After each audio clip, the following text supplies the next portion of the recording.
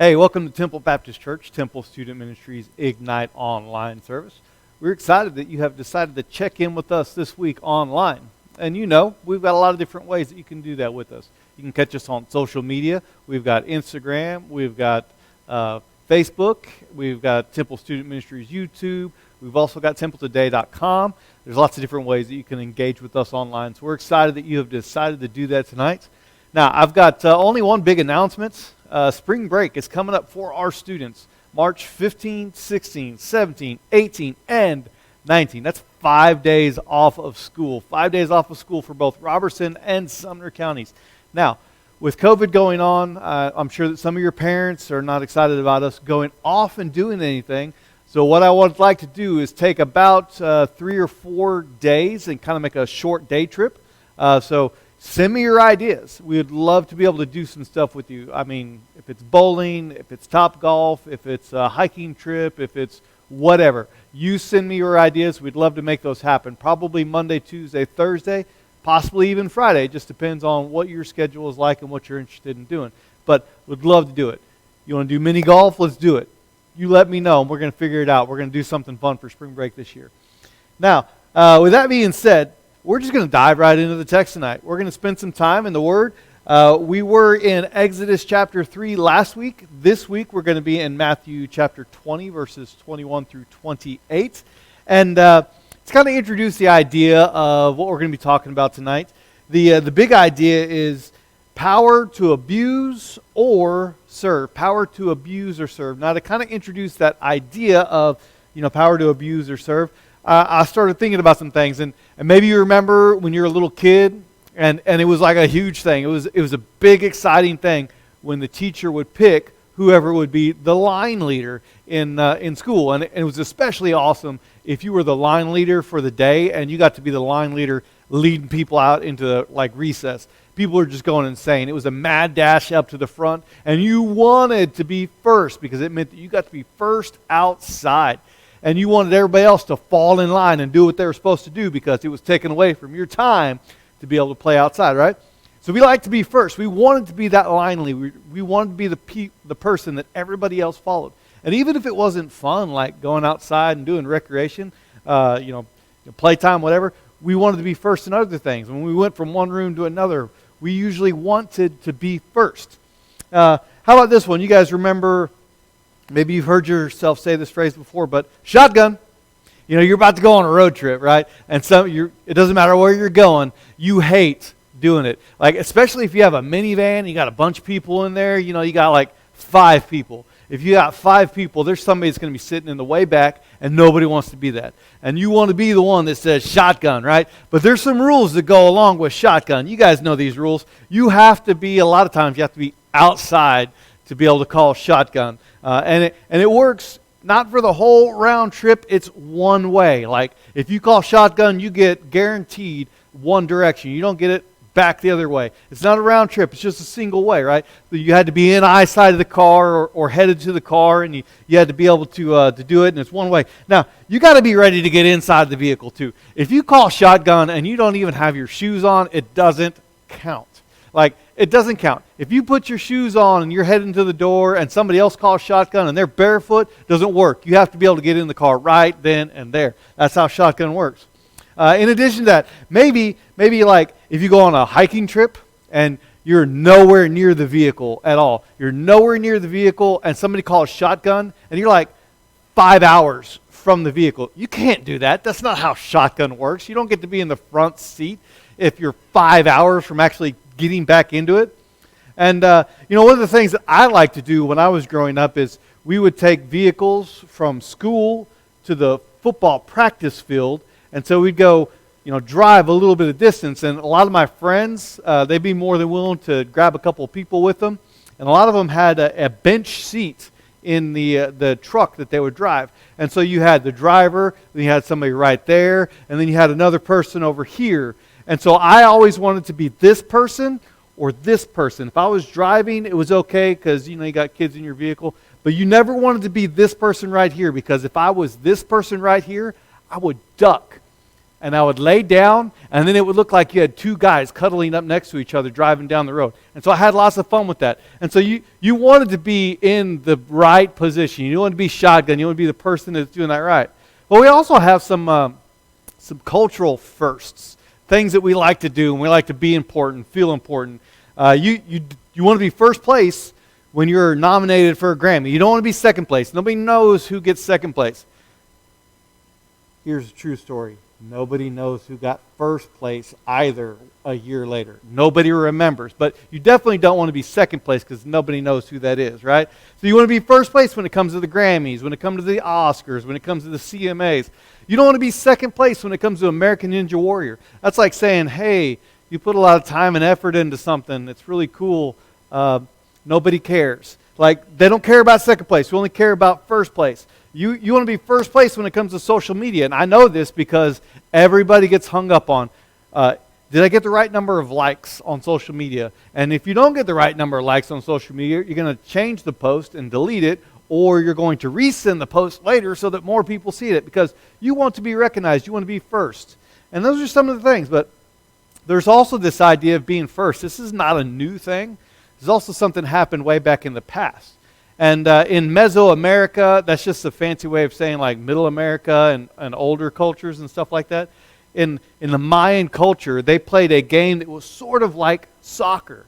And you wanted to come in first place when you entered this soccer tournament because oftentimes what the Mayans did is they would get captured people that they had defeated in war, and they would make them fight each other and play soccer. And the winners, hey, they got to live, and the losers, they're dead. So you definitely want to be first place in that. And so it's ingrained in us. We want to be first. We don't want to be second. We want to be first. We don't care about second place. Number one is the only thing we care about, right? Well, that's not something that, even if you're in the Bible and people are writing about you, even if you're like a disciple of Jesus, it's not something you ever fully get past. And we're going to look at a picture today where there were some people that were following Jesus, like Jesus in the flesh, walking around, making dust footprints, and there's a group of people that's following behind him. There was even the people that were following behind Jesus as he lived on this earth. They were still making the mistake of fighting to be first. And so, remember, the power to abuse or serve. It's a question you need to ask yourself. And so in Matthew chapter 20, verses 20 through 21, if you look on the screen, it says this right here. And then the mother of Zebedee's sons approached him with her sons, him being Jesus. So Zebedee's mom, or Zebedee's sons, went with their mom to Jesus. And she knelt down and asked him for something. And Jesus says to her, what do you want? And she says, promise that these two sons of mine may sit, one on your right and the other on the left, in your kingdom. Okay, now, what kind of punk move is that? How many disciples were there? There was Jesus, and then there are not 10, there were 10 plus 2. There were 12 disciples. And so you got 2 of them that were like, hey, Jesus, this is a little side deal. Let's do this. I just want to tell you that, hey, when you go to heaven and you're ruling over everybody, help a brother out. I want to sit on your right hand, and my bro wants to sit on your left hand, okay? So help a brother out. Let's just go ahead and get this out of the way now. You like us better anyway, so just forget about all the other 10. Just worry about these 2 right here. Make us the one on the right. Make us the one on your left. It's going to be cool. They'll love it. It's fine. Don't even worry about them. It's good because we want to be first, right? Now, what kind of punk move is that? That is a punk move. Like, they want something big, and catch this. They didn't even do it themselves. They got their mom in on that action. Like, they did it, and they weren't man enough to step up and ask Jesus themselves. They're like, hey, I bet you Jesus is going to respond to us a little bit better if we get mom. So they got mom in on that action, and she actually asked Jesus to do this. That's a punk move, right? And so they got me to thinking a little bit about maturity. And when you think about maturity is, you get better at doing things. You do things for the right reason. And so it got me thinking about, like, here's some funny slides that we're going to have that deal with maturity. I got 10 slides here for you. I want you to look at these, and I'm going to explain a little bit what's going on. These slides show, humorously, a lack of maturity. And so this first one right here, this is a punk move that you'll see. You got somebody that goes shopping, and they get some meat, and then they decide like, oh man, I don't really want this. I don't have enough money for it. And so rather than actually putting it back up and losing their place in line, they just put it right there in the chip aisle. Like, that's a punk move, because that meat is going to go bad if somebody doesn't catch it real quick. That's a punk move. Don't do that. That's immature. Now, how about this next one right here? This next one right here, if you look at it, you got this girl who's taking up, let me see, 1, 2, 3, 4 seats. She's taking up 4 seats. You got people in the back that are actually like standing up. They would love to have a seat. And what's she doing? She's laying down. She got her shoes off. I'm sure that smells phenomenal. So she got her shoes off. She's kicked out. She got her backpack on there. She got her phone out, or book, or whatever, and she's reading. And there's people standing, and she's laying down, taking up all these seats. That's a punk move. Don't do that. That's a sign of immaturity. How about this one? Somebody was like, hey man, can I have a slice of pizza? And they're like, sure, go ahead. And they get a slice of pizza. They don't like the crust, so they just cut a slice of pizza out in the middle. That's a punk move. Don't do that. That's immature. How about this one right here? Yeah, we've all seen this. And in fact, the first time I had to explain to my daughter why a guy was leaning out his window, cussing and yelling and screaming at another driver was when something like this happened.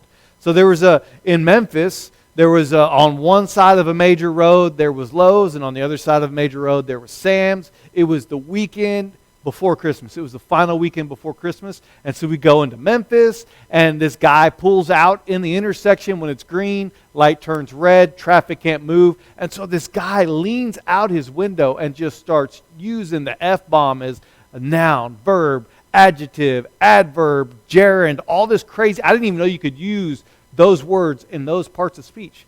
And so I had to like roll my window up, and my daughter in the back, she says, Daddy, why is that guy so mad? And I had to explain to him, like, that guy needs Jesus, and that other guy's being a jerk. So that's a punk move. Don't do that. Don't park in the middle of the intersection and block everybody else just because you think you're more important. Now, you have to look real close on this one right here. You have to look real close. But you got several different tubes of chapstick there. There are at least 4 different tubes of chapstick. And then if you look real close, somebody also slipped a glue stick in there. So, man, I really hope that I don't accidentally, if somebody does that to me, I don't accidentally pick up that glue stick and try to put it on his chapstick. That's a punk move. That's immature. Don't do that. It's really funny, but it's immature. Don't do it. Okay, how about this next one right here? Have fun cleaning up. Love Dad. Okay? Dad's been around for a long time. They're good at doing stuff like this. And if you're not paying close attention, you won't notice the fact that Dad actually filled the water glass up and then turned it upside down. And so those glasses are upside down, and the only way that you're going to be able to clean those and put them in the dishwasher is you actually have to like turn them over. And so if you're not careful, when you turn those over, that water's going to go everywhere. Dad was having some fun at the expense of his kids. I'm sure that's awesome. But you know what? Mom isn't to be outdone either. So look at this next one. This is Mom doing this. So Mom goes to visit her kid. Kid's her waiter. And on the tip area, the mom says, look, you live rent-free. I ain't giving you a tip. You live rent-free. Signed her name on the signature, slid it across, gave that to her kid. That's a punk move. Don't do that. That's kind of funny, but don't do that. How about this next one right here? If you're fans of The Office, Jim loved to mess with Dwight. And there was an episode, it's an epic episode. Grabbed all of Dwight's stuff and put it in Jell-O molds. And so that's a punk move. You know, you put somebody else's stapler inside of a Jell-O mold, or maybe you take all of his stuff and put it in a vending machine, and they have to buy all their stuff back. It's kind of a punk move. It's immature, but it's funny. Don't do that. All right, how about this next one? Some good, just honest, blunt truth here for you. You have a sister buying some morning mist bathroom good smelling stuff because basically you smell like something died inside of you. That's what the kid says. Sienna, I got this for you. Just to be honest, it smelled like something died the last time you used the restroom. So you got a sibling saying, use this please because, dear God, it smells like something has died inside of you. And so that's kind of immature, punk move. Don't do that. This is probably the most epic punk move ever. And you got to use the restroom, you got to sit down, use the restroom, and somebody has actually done that to the toilet paper. Yeah, good time. So that got me to thinking. All of those slides, I got to thinking, like, what were the disciples' reactions when they heard about the sons of Zebedee doing what they did? And maturity is really being able to be responsible for yourself. And you may think, well, the disciples were young and they were following Jesus. Maybe they weren't old enough. But you got to keep in mind, the disciples were probably like late teens, early 20s at this point in time. They were old enough to know better, and they were just immature. They wanted the power, and they wanted the stuff that comes along with the power, but they weren't able to handle that power with a level of maturity that they should have. And so there's power, and when you have the power, there's one of a couple different routes you can go. You can either use that power to abuse, or you can use that power to serve. Well, in this next passage of Scripture that we're going to look at, this is kind of what it looks like when you take the power that has been given you, either by your position or whatever, and you use it to abuse others. And so in Matthew chapter 20, verses 24 and 25, it says this: "And when the 10 disciples heard this, they became indignant with the two brothers. And Jesus called them over, and he's like, 'You know that the rulers of the Gentiles lord it over them, and those in high positions act as tyrants over them.'" And so you're looking at that and you're like, all right, I'm fixing to take my ACT. I should probably bone up on my vocabulary a little bit. And you're like, what does the word indignant mean? I imagine that this is a little bit what the other disciples look like. As you see this little toddler throwing a temper tantrum, he's angry, upset. I imagine that's what the other disciples kind of happened. They threw a Donald Duck fit. I mean, they were just going crazy, right? And so indignant means anger at an unjust or a wrong action. And I want you to challenge you this week. Go ahead and use it 12 times in normal conversation and see how much you can wow your friends and your parents and your teachers when you do that. Anyway, get you ready for the ACT. But why were the disciples mad? Why were the disciples mad? Well, think about this. Put yourself in this position. You had 2 disciples that stepped over top of 10 disciples to get what they wanted. So the only way that James and John, the sons of Zebedee, could be on the right hand and on the left hand of Jesus is if they really pushed aside 10 disciples. So they pushed aside 10 disciples, and they wanted the power, they wanted the opportunity that comes with the power, they wanted to be, elevated above everybody else, but they didn't know what it was to wield that power properly. And you guys may be familiar with Spider-Man. One of the most epic lines in all of comic book history, movie history, all these different things comes with this tagline right here. Uncle Ben is one of the last things he says to Peter Parker before he dies. He says, "With great power comes great responsibility." With great power comes great responsibility. And so, what does it mean to have power? Like, how can you wield power in a bad way? Well, he used this phrase in Matthew 20, 24 through 25. It said that there were the Gentiles who exercised authority over them, who did it in a bad way. And I believe the exact phrase was, they lorded it over them. They act as tyrants over them. And so, what does the word Gentile mean? Well, Gentile means anybody that is not a Jew. But in this particular context, in this passage of Scripture, he's talking about the Gentiles, the people who are not Jews, who are in authority over the Jews. And at this point in time, that meant that the Romans. And so, for Jewish people to have a Roman person ruling over them, that was terrible. That was not something that they wanted. They were not excited about this. Later on, the Romans would put people to death by burning them as tiki torches at parties. They would crucify them upside down. They would make them fight each other to the death. They would put them in there with lions and do crazy stuff with them. Those people are the ones that are in charge. Those are the people that Jesus is talking about right here. And Jesus says, the rulers of the Gentiles lord it over them. And those in high positions act as tyrants over them. And in Roman practices, might makes right. You could buy your way into power. You could do whatever once you had power. And if you didn't have power, it was not a good day for you. You were at the mercy of the rulers above you. It could be beatings. It could be gladiators. You could be burned as a tiki torch. I mean, crazy stuff. And so Jesus says, don't do that. Don't do that. Don't act that way. Don't abuse power.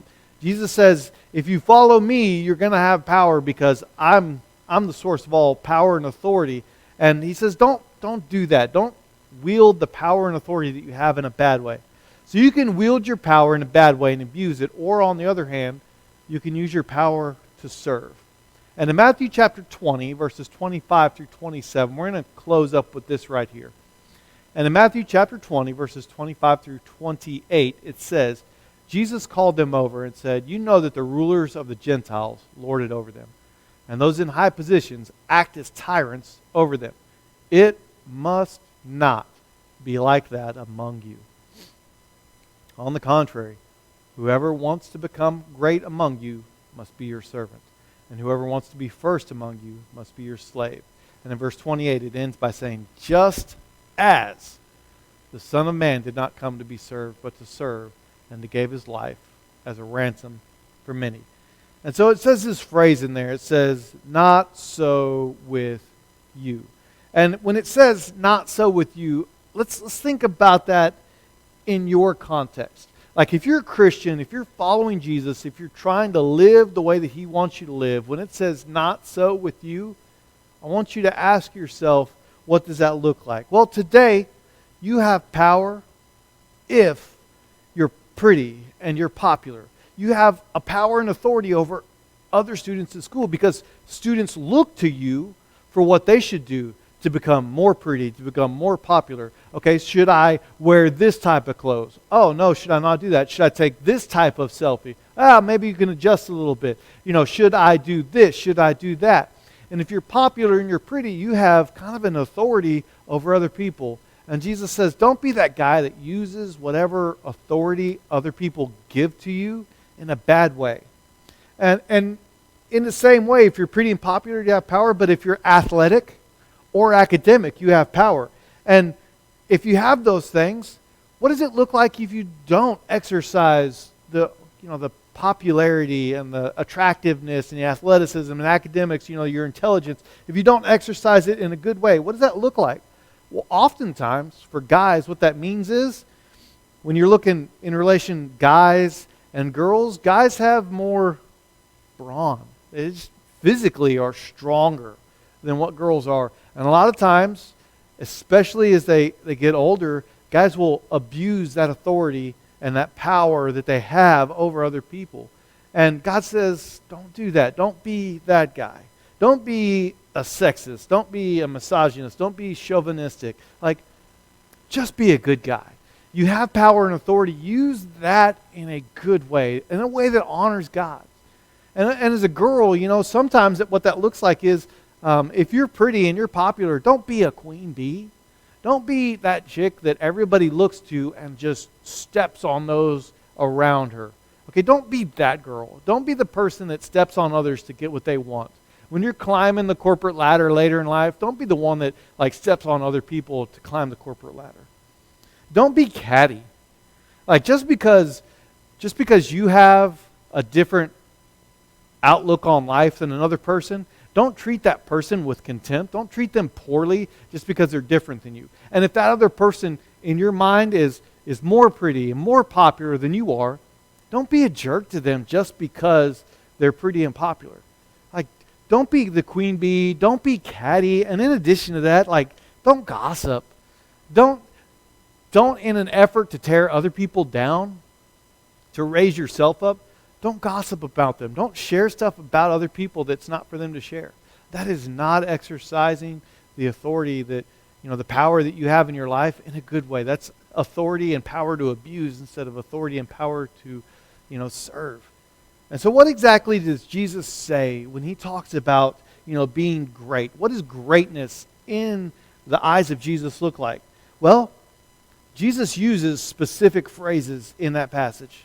He says, greatness is actually slavery or servanthood.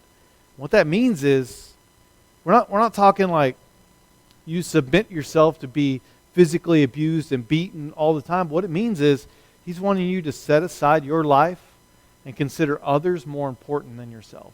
Be willing to serve other people. And what does serving other people look like? Well, when you're walking through the door, don't like shove people out of the way to get through the door first. How about you grab that door, hold it open so that other people can walk in front of you? Consider other people more important than yourself.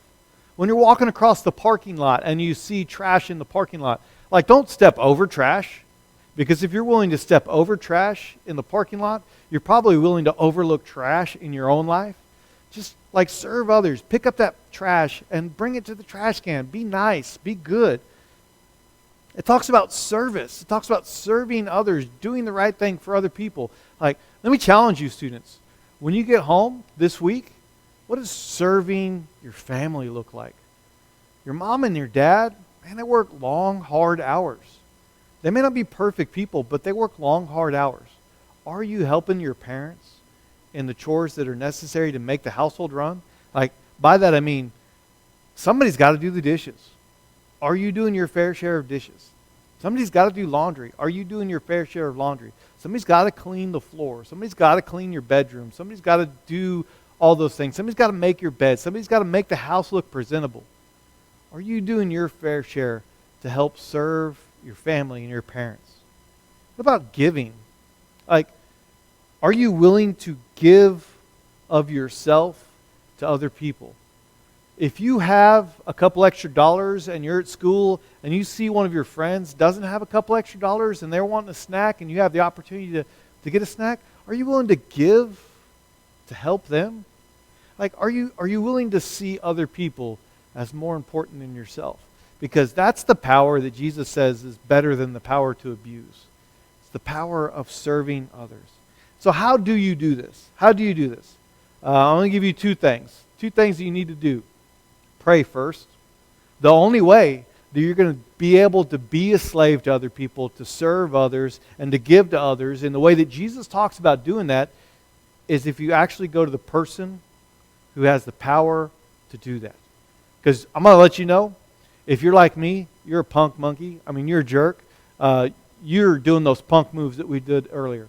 You're just not a good person at the core of who you are. You may cover that up, and it may look okay to other people, but more than likely, you're kind of a jerk at the core of who you are. And you don't treat people, you don't want to treat people rightly. And the only way that you're going to actually have the power to treat people rightly is if you go to the person who is the source of all good things. So pray first. Spend time with God. And in addition to that, man, go last. It is not about you. Go last. It is not about you. You are not the most important thing ever. You're not all that and a slice of bread. I mean, like, it's not about you. Open the door. Help others. Let your siblings go first. Do the dishes and chores for your parents without being asked. Pray first. Go last. Because are you going to use the power and opportunity that God has given you to abuse others or to serve? Because Jesus says this isn't really the good thing. Abusing others is not a good thing, but serving others. You want to be great?